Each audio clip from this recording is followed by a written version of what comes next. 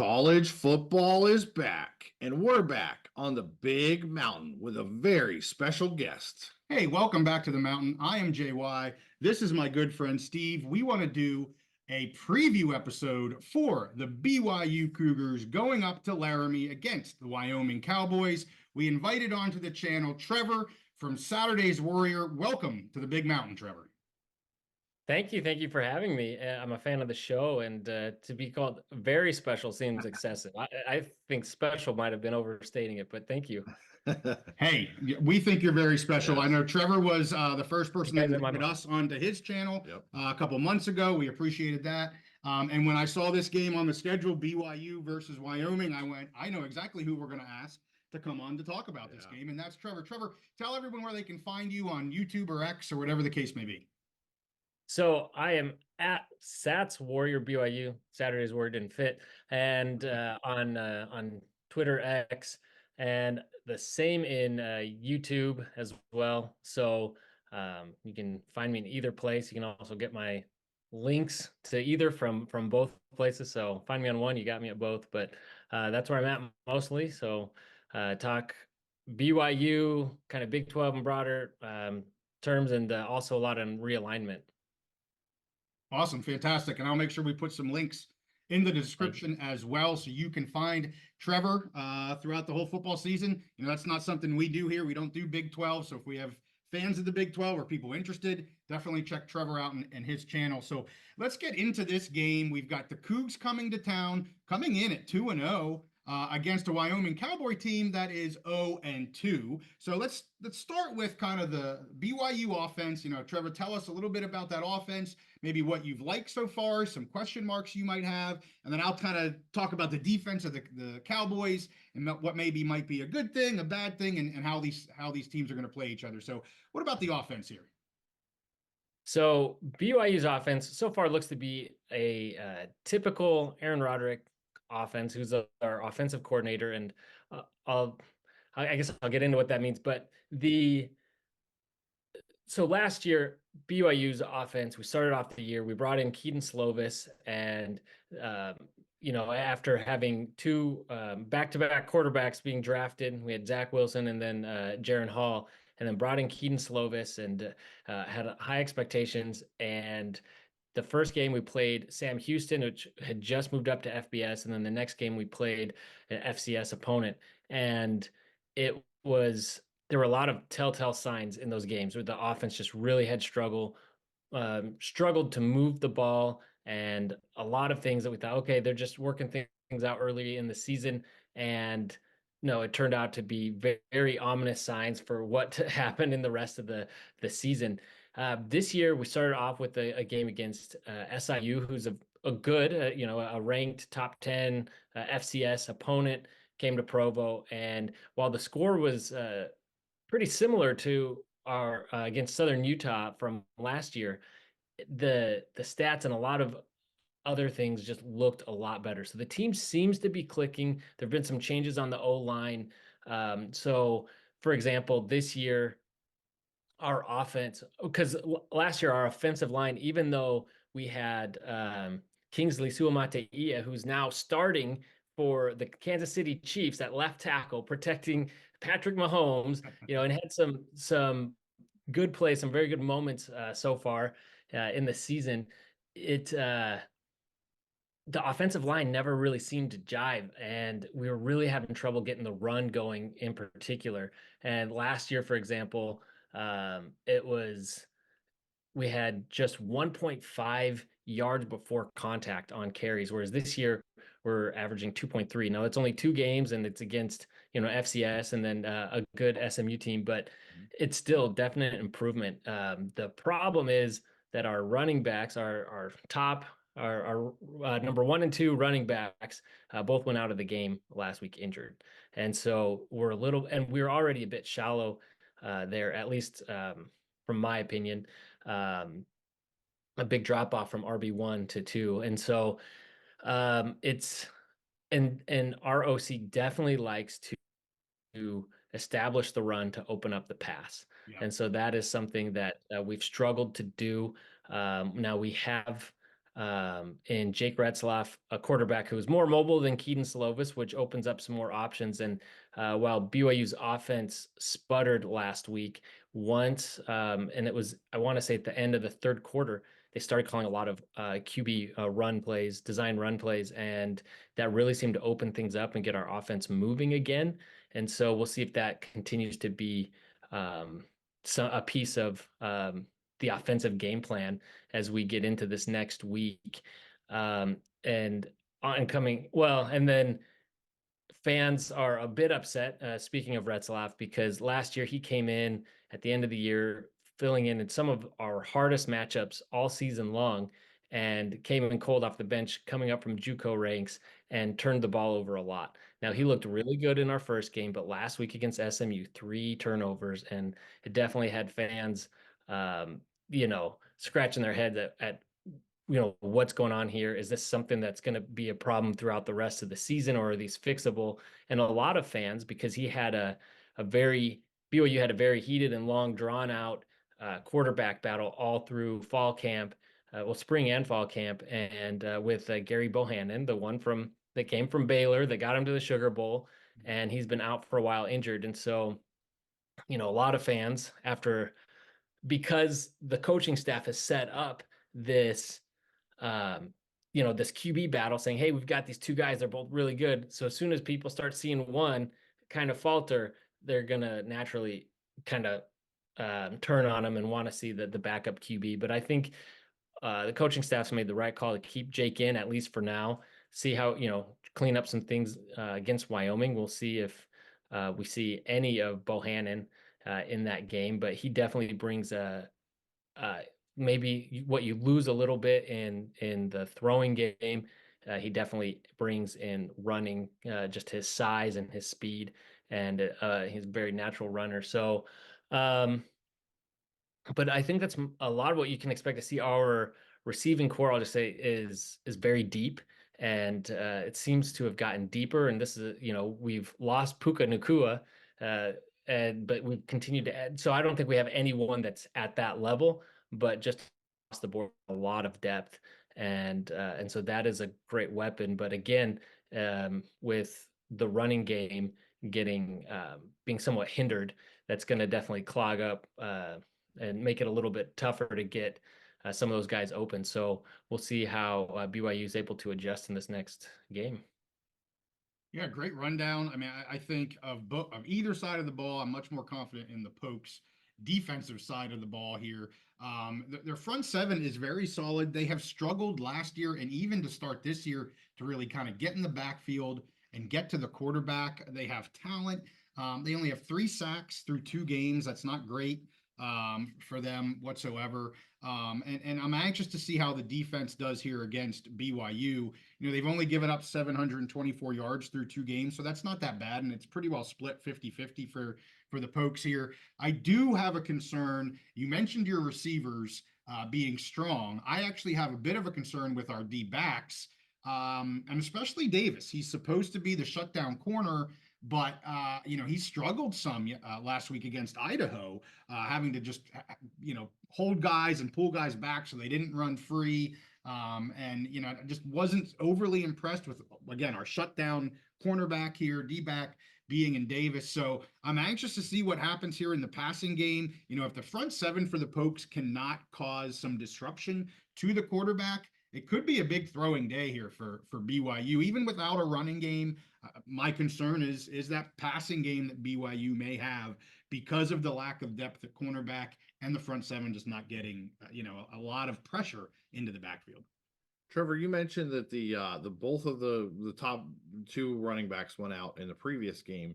Do you know, have they been practicing this week? Is this a long-term thing? Is there any hope that either of them would be back at this game as they travel to Laramie? I don't think so. I think they were listed as questionable, but I think in all likelihood they sit them out. I don't know how serious it is. LJ Martin, the RB1, was on crutches, but again, that was later after they pulled him to the sideline. That might have been more precautionary because I saw him kind of walking around prior to that. So I don't know. I really doubt that they show up, but I think they believe in the depth enough. Talking about running backs, we have Miles Davis, who had the game of his life in 2022 against Wyoming when he rushed for 131 yards. Mm. The I guess the rub with him is that they really use him more on like kind of fly sweeps and or jet sweeps and trying to get him to the edges where he's really dangerous in open space, just his speed. But in the offseason, they talked about him putting on some size and he could run all the plays, but we've yet to see him do that. So we'll see if that's how they use him in this game. Okay, yeah, good to know. So let's flip the coin here. I would like to hear about the BYU defense going against a very massively struggling Wyoming Cowboy offense. So, Trevor, I'll let you start with the defense, and I want to bring something up when I get to the offense. You mentioned that some designed run plays for the BYU quarterback, and I'm going to come back to that here with the Wyoming offense and something that I'm hoping we will see in this game. But let's talk about the defense here for BYU. How you feeling about them? How, obviously SMU has, although they haven't really shown it too much to start the season, they've got a great offense, and BYU was able to kind of keep them under wraps quite a bit in that game. I saw some of that game. How you feeling here on the defensive side? Oh, very good. Very good. After watching our defense, this is year 2 under defensive coordinator Jay Hill. And last year we saw some signs of it, and everyone expected to see some progress in year 2. But what we saw against SMU was just tremendous. It was just beyond, I think, what even the hopeful BYU fans were feeling. Some things that we've been able to do is just continue to get pressure. I mean, I think, I should have had this prepared, but I mean, last year, I think we had like 11 sacks all season or something. And so I think, we had several in that SMU game alone already, putting on us in pace to exceed that quite a bit. But we have,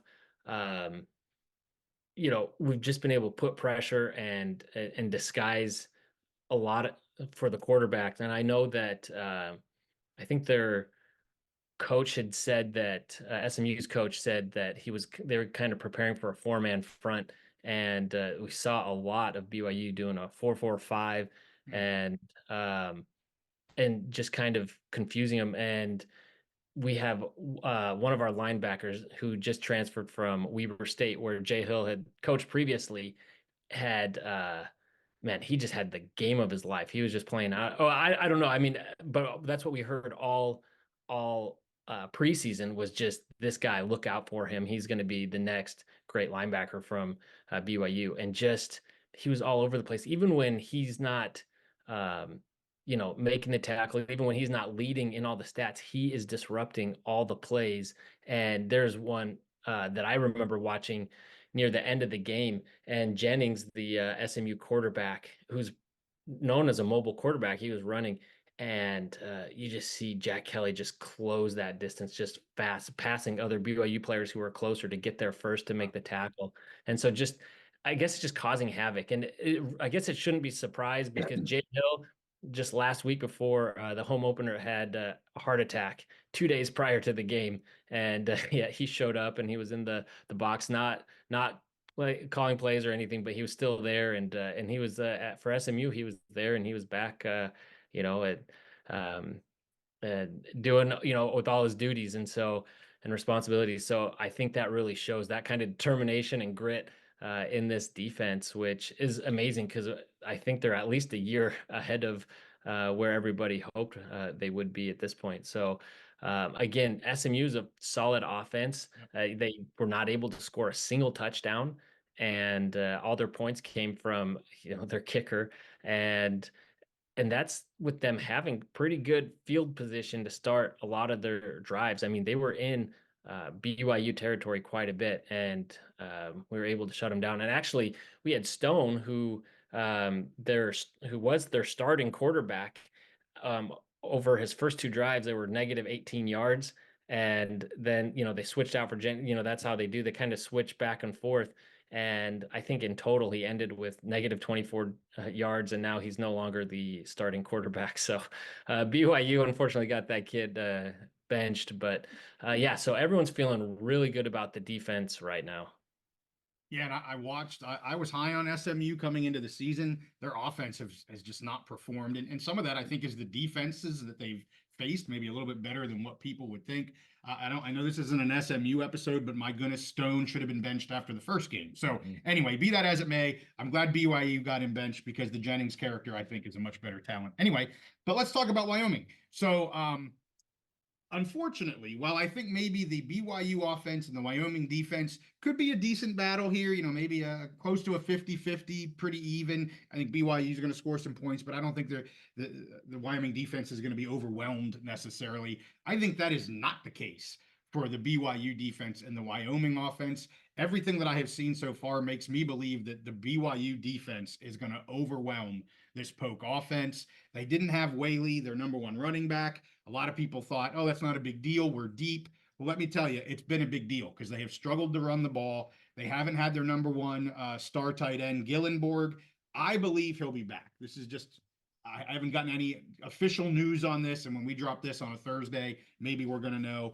I would think Gillenborg will be back. That will help them in all facets of this offense. But he will not be enough for how poorly this offense is playing right now. Svoboda is only completing passes at 41%, missing wide open targets, gunning the ball to guys 5 yards away. He just looks extremely uncomfortable. And he's been sacked 7 times, so that doesn't help. I do want to go back to something you said that you saw BYU maybe do with your quarterback, and that's let him use his feet a little bit more, make him maybe a little more comfortable, not just being a pocket passer, but let him use his feet. And when Svoboda uses his feet, he can actually create some things. He's a big, strong kid. So you got to call plays to his strengths, which right now his strength is not throwing the ball, whether that's confidence or talent.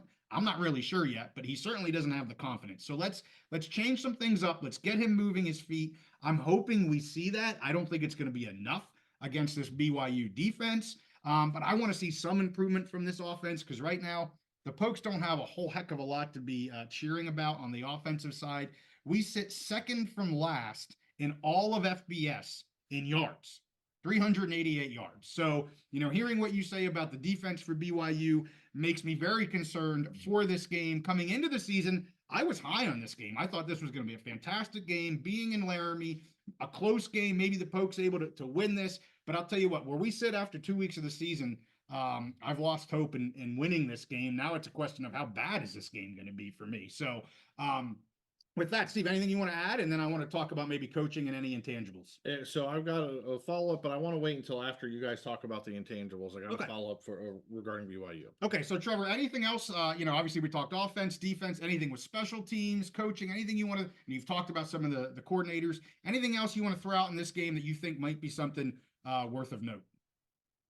In terms of special teams, we're still trying to lock in. I think the punter, both are seeing some time. One of them, whose last name is Rico, not the same as the Ryan Rico, who the rookie who just had a NFL record-setting punt of 80 yards this last week. But so I mean, they're both there to fill big shoes, but feel like we have pretty solid kicking. I would say the intangibles, though.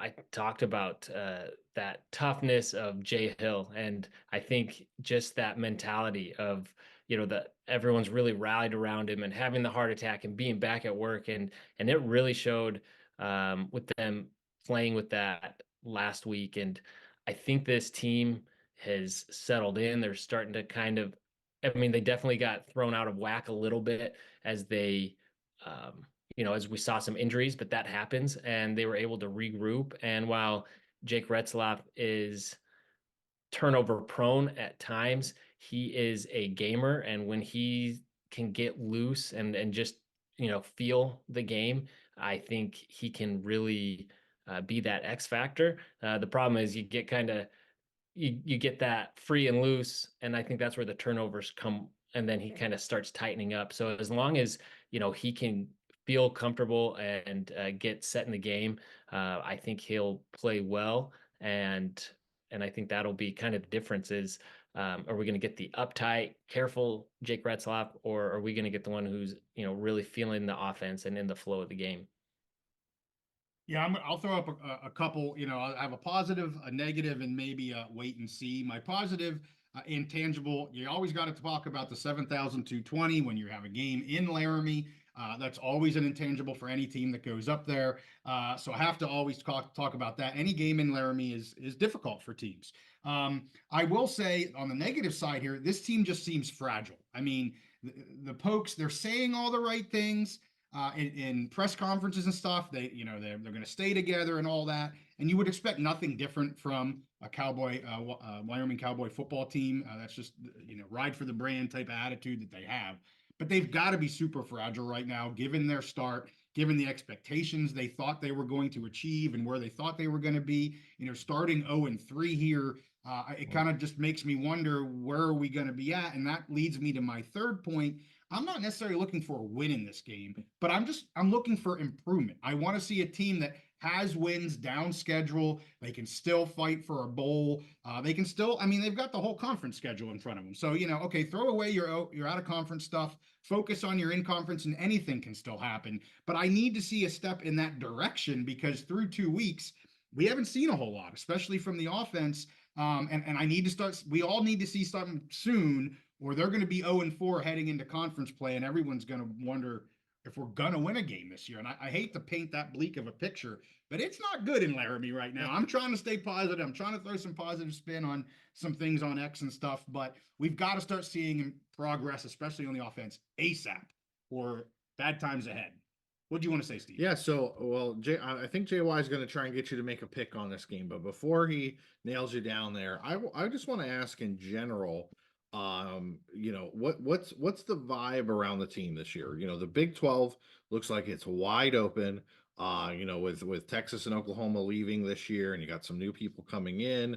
To me, Utah was, and I know that's your arch enemy over there, but they were kind of the pick du jour coming into the season. We saw Cam Rising go out in the last game. Who knows the way his injury history has been the last couple of years. So what's the vibe around the BYU program? What are kind of fan expectations? Are you guys, do you look at it as like, hey, you can compete this year for a Big 10 or Big 12 title and get into the college football playoff? Is it a developmental year? What's just the feeling and the vibe around the program? Well, around the program, the team has definitely given off a very quiet confidence kind of vibe. They didn't do a whole lot of, hype and talk in this off season. They were a little bit more reserved and just trying to say the right things, but there's definitely been a tone of, nobody believes in us. And I think that's really helped the team rally. And so I think after going through it last year, you have a lot of guys that come back and saw, okay, this is what it's going to take.